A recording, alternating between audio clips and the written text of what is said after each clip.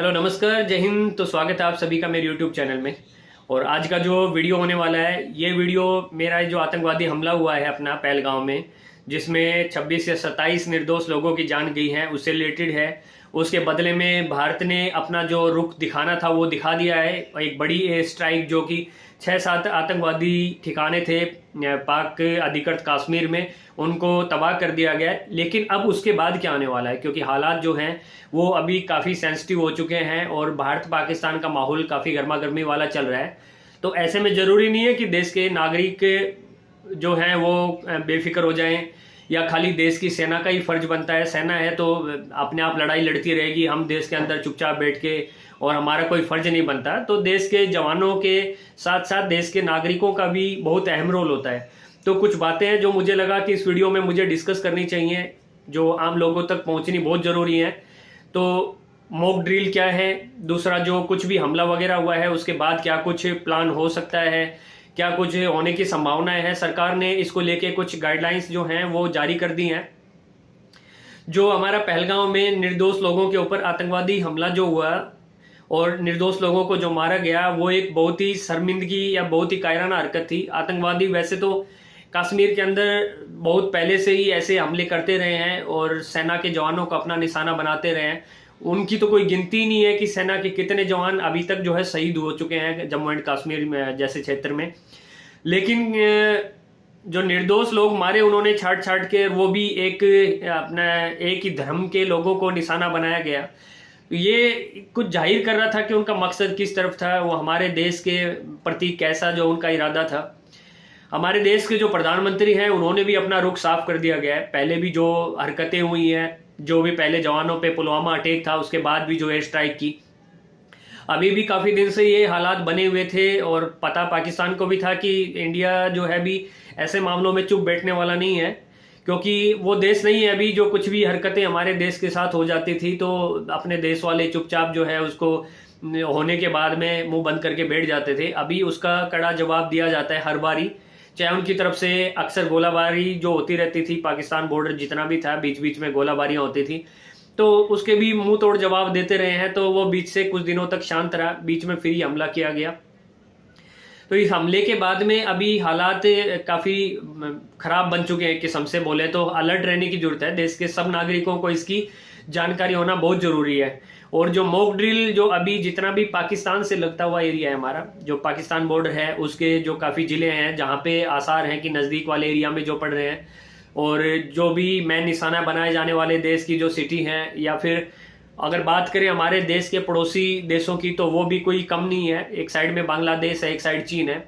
तो सिर्फ हमारे अगर दुश्मनों पे हम नज़र डालें तो ये कभी भी मान के नहीं चल सकते कि पाकिस्तान के साथ हमारे हालात ख़राब हैं तो सिर्फ एक साइड से ही हमें धोखा मिलना या कोई भी युद्ध जैसी संभावना में खाली पाकिस्तान को हल्के में लेके हम चलें। पाकिस्तान से हम कैसे भी निपट सकते हैं, कोई बड़ी चीज़ नहीं है, उससे हम ताकत में सब चीज़ों में ज़्यादा ही हैं। लेकिन अगर वहाँ पे हालात ख़राब होते हैं तो बाकी जगहों को भी सुरक्षित रखना देश की पहली जिम्मेवारी रहेगी।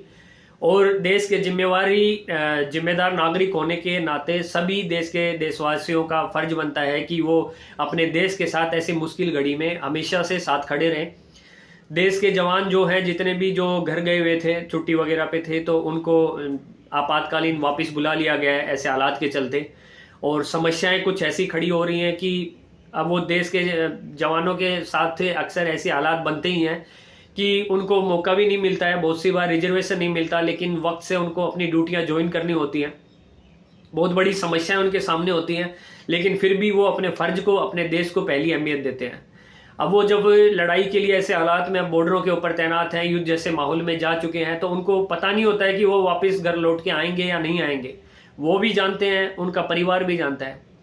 देश के जो आम नागरिक हैं, जो घरों में बैठते हैं, न्यूज़ चैनल वाले हैं जो इतना बढ़ चढ़ के बोलते हैं कि युद्ध कर लो किसी भी देश के साथ, तो ये सब इतना आसान नहीं होता है। बोलना बहुत आसान होता है कि युद्ध कर लो करके, लेकिन जिनके घर वाले हैं, जो सैनिक हैं, वो सब जानते हैं कि युद्ध जैसे हालात में लाखों की तादाद में कितने जवान मारे जाएंगे कोई अंदाजा नहीं होता है। कितने लोगों को अपनी कुर्बानियां देनी पड़ सकते हैं इसका कोई पता नहीं होता है। तो आप लोगों का भी फर्ज बनता है, ये हम सब का फर्ज बनता है कि उन देश के जवानों के प्रति अपनी जो भावना है वो अपना सहयोग बना के रखें। जब कभी वो ट्रेनों में ऐसे सफ़र करते हैं और देश के जवानों को आपको लगता है कि वो जब साथ चल रहे हैं, तो ऐसी कंडीशन में आप उनका सहयोग करें, उनकी मदद करें, क्योंकि बहुत कठिन परिस्थितियों से गुजरते हुए वो कहाँ पे कैसे माहौल में लेटते परेशान होते हुए वो अपनी जगहों पे पहुंचेंगे, फिर कैसे हालात में उन्हें आगे भी बढ़ना होता है, लगातार कितनी कितनी कंडीशनों से कैसे हालातों से गुजरना पड़ेगा। तो आप वो अगर देश के सच्चे ईमानदार नागरिक हैं तो अपना फर्ज जो है इस बारे में जरूर अदा करें। दूसरा जो देश में अलर्ट किया गया, जो मॉक ड्रिल होनी है, आज ही होनी है वो 7 तारीख को, उसके बारे में ज़्यादा से ज़्यादा लोगों को जागरूक करें। देश के ज़्यादा से ज़्यादा लोगों को इस बारे में पता होना चाहिए कि मॉक ड्रिल है, क्या क्या नियम है। गाइडलाइंस वैसे सरकार ने इसके बारे में जारी कर दी हैं। रात के समय जो है आपको क्या करना है, क्यों करना है, उसका कारण पता होना चाहिए। क्योंकि आप अगर जैसे हमने एक एयर स्ट्राइक किया है पाकिस्तान के इलाकों पे, तो जहां जहां लाइटें दिखती हैं उस इलाके का पहले से अंदाजा होता है कि कहाँ इलाका है। आसान होता है दुश्मन के एरिया को बर्बाद करना। तो ऐसी कंडीशन में मान लो हमारे देश के भी जो भी एरिया है जहाँ पे सिटी हैं, बड़े बड़े इलाके हैं, अगर उन जगहों के ऊपर में वो जो एरिया है जहाँ पे ज़्यादा आबादी वाले क्षेत्र हैं, तो वो रात के टाइम पूरा जो भी सिटी है, गांव है, जो भी है, वो दूर से दिखाई देता है एरोप्लेन से, और उनको टारगेट करना ज़्यादा आसान होता है। तो ये पहले से ही युद्ध के टाइम में या ऐसे हालात, अभी जब ऐसी सिचुएशन बनी हुई है देश की और कभी भी माहौल काफ़ी ख़राब है, कभी भी एयर स्ट्राइक हो सकती है, पाकिस्तान की तरफ से भी कभी भी हमला किया जा सकता है, तो सभी जागरूक रहें। और ऐसे ही अगर हालात बने, अटैक होता है, तो आप सभी को क्या डिसीजन लेना है। अपने घर की लाइटों को बंद करना, अपने भी जो भी पर्दे लगा के रखना है, रोशनी कहीं से दिखाई नहीं देनी चाहिए, यानी एक किस्म से आपको पूरा अंधकार रखना है ऐसी कंडीशन में, ताकि आपको पता, उनको इस चीज़ों की जानकारी ना हो उसके। और ज़रूरत का जो ज़रूरी सामान, फर्स्ट एड, लाइक जो भी आपकी छोटी मोटी ज़रूरत की जो दवाइयाँ वगैरह, ये आपके घरों में होनी चाहिए। अपने चार्जेबल लाइटें जो भी हैं वो अपने पास सुरक्षित रखें, अंदर रखें, बंद रखें।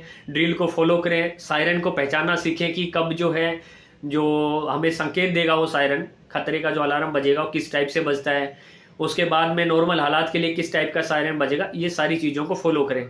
उसके बाद में अगर आप में इस तरह का हुआ, अटैक होता है, तो सुरक्षित स्थान, कौन सी जगहों के ऊपर निकलना है। इमरजेंसी में आप पुलिस के, एम्बुलेंस के जो भी मदद के लिए जो ज़रूरी नंबर हैं उनको अपने फ़ोन में रखें, ताकि जब आपको ज़रूरत की पड़े आप उनको सूचित कर सकें, अपने मदद के लिए उन्हें बुला सकें। बड़े बुजुर्गों और बच्चों का खासकर ध्यान रखने के लिए अपना पहले से ही आप प्रिपेयर होके रखें उसके हिसाब से, कि आपको कहाँ क्या कंडीशन में कैसे रहना है, कौन से सुरक्षित स्थानों पे पहुंचना है, कौन सी जगह जो आपके लिए सुरक्षित रहेंगी, ये सारे पहले से ही तैयार कर लें। और देश के अंदर भी जो असामाजिक तत्व, यानी जो देश विरोधी जो ताकतें हैं, ऐसा नहीं है कि देश के बाहर जो हमारे पड़ोसी मुल्क हैं वही खराब हैं या उन्हीं के साथ हालात खराब होते हैं। देश के अंदर भी ऐसे बहुत सी ताकतें हैं जो कि मौके का फ़ायदा उठाने की या धोखेबाजी या गद्दारी करने जैसे कदम उठा सकते हैं। तो उस कंडीशन में आपका भी बहुत सहयोग रहेगा। ऐसी ताकतों को दबाने के लिए देश के आम नागरिकों की भी जरूरत पड़ेगी। तो ये सारी मुझे लगा कि वीडियो ज़रूरी है, और ऐसे देश के ऐसे हालात में हर नागरिक के पास में जानकारी होनी ज़रूरी है। जितना कोशिश हो उसके शेयर वगैरह करें, जानकारी को ज़्यादा से ज़्यादा साझा करें। बाकी कुछ मैं ज़्यादा बताना नहीं चाहूँगा। अपडेट रखें अपने आप को, न्यूज़ चैनल्स वगैरह से जो है आप संपर्क रखें। अपने घरों में भी जब भी आप बैठे हैं तब भी अपडेट रहें कि क्या माहौल बन रहा है, क्या नहीं बन रहा है, उसके हिसाब से अपने आप को अपडेट रखें। ज़्यादा से ज़्यादा लोगों तक ये जानकारी पहुँचाएँ। जय हिंद, जय भारत।